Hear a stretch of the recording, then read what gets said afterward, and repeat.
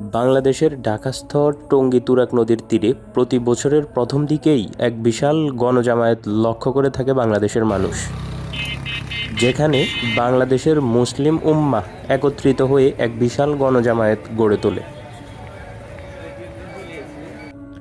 যার উদ্দেশ্য তাবলিগ জামায়াতের মাধ্যমে বাংলাদেশের বিভিন্ন জেলা উপজেলা সহ দেশের বাহিরেও ইসলামের দাওয়াত পৌঁছে দেয়া।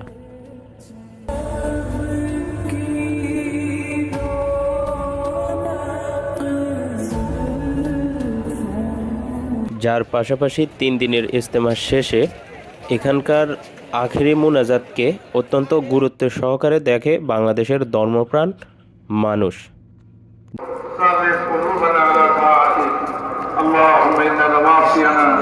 فكن